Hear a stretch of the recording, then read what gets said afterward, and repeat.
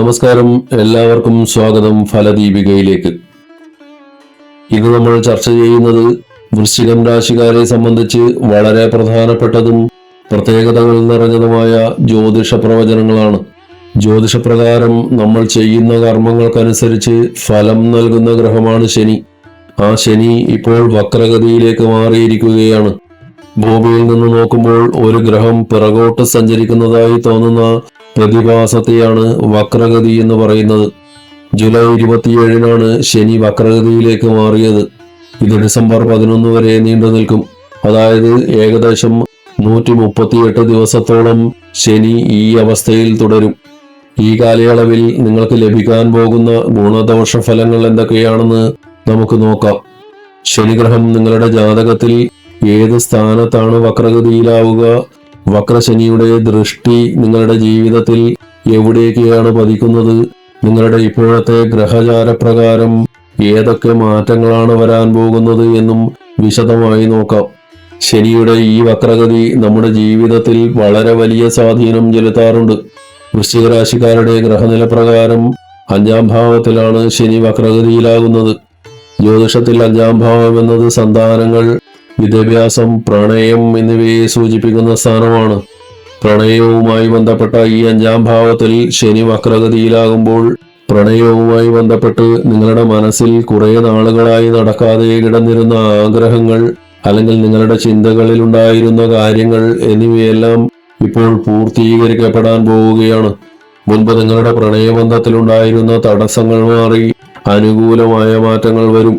മുൻപ് പിണങ്ങിപ്പോയവർക്കോ അല്ലെങ്കിൽ സംസാരിക്കാതിരുന്നവർക്കോ വീണ്ടും ഒന്നിക്കാനും പഴയതുപോലെ സംസാരിച്ചു തുടങ്ങാനുമുള്ള സാധ്യതകൾ വളരെ കൂടുതലാണ്. തെറ്റിദ്ധാരണകൾ മാറി പരസ്പരം തിരിച്ചറിവുകൾ ഉണ്ടാകാൻ ഇത് സഹായിക്കും. ഈ ഗ്രഹമാറ്റം വൃശ്ചിക രാശിക്കാരായ വിദ്യാർത്ഥികൾക്ക് വളരെ മികച്ച ഫലങ്ങളാണ് നൽകാൻ പോകുന്നത്. കഴിഞ്ഞ 4-5 മാസങ്ങളായി പഠനകാര്യങ്ങളിൽ തീരുമാനമെടുക്കാൻ കഴിയാതെ വിഷമിച്ചിരുന്നവർക്ക് ഇനി അനുകൂലമായ സമയമാണ്.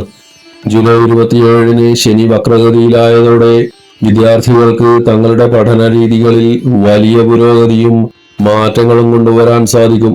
നല്ല കോളേജുകളിൽ അഡ്മിഷൻ നേടുവാനോ ഉപരിപഠനത്തിനായി ദൂരദേശങ്ങളിലേക്കോ വിദേശങ്ങളിലേക്കോ യാത്ര ചെയ്യാനോ ഒക്കെയുള്ള മികച്ച അവസരങ്ങൾ കൈവരും.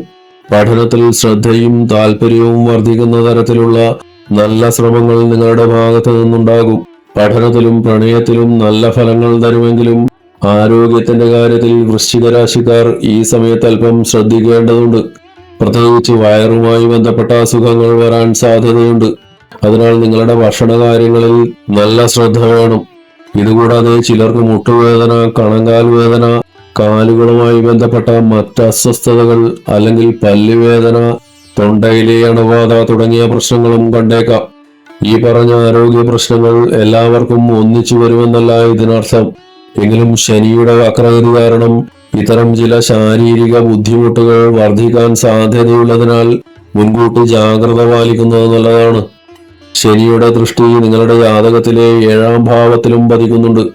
കൂടാതെ 11-ാം ഭാവത്തിലും ഇതിന്റെ സ്വാധീനമുണ്ട്. ജാതകത്തിൽ 11-ാം ഭാവം എന്നത് ലാഭത്തെയും വരുമാനത്തെയും സൂചിപ്പിക്കുന്നു.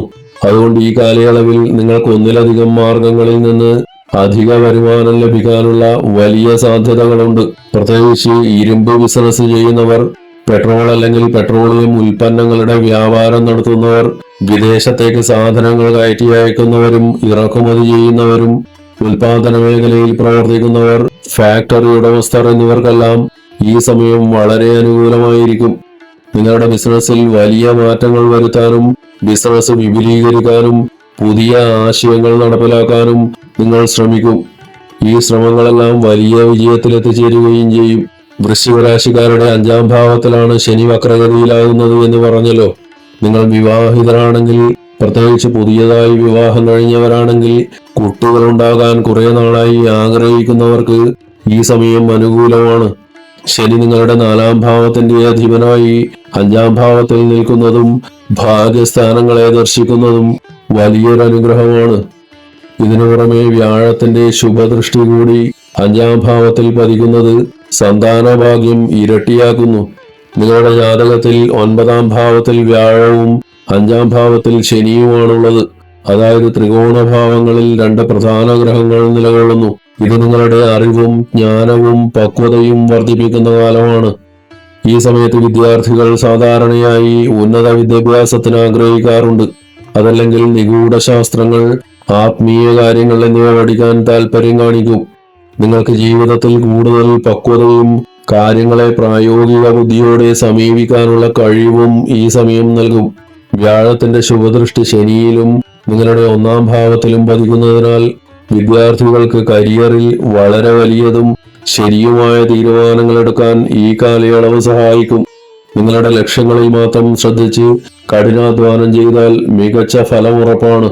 ശനിയുടെ വക്രഗതി ചില മേഖലകളിൽ അനുകൂലമാണെങ്കിലും വിവാഹ ജീവിതത്തിലും കൂട്ടുകച്ചവടത്തിലും ചെറിയ പ്രശ്നങ്ങളോ തെറ്റിദ്ധാരണകളോ ഉണ്ടാക്കിയേക്കാം.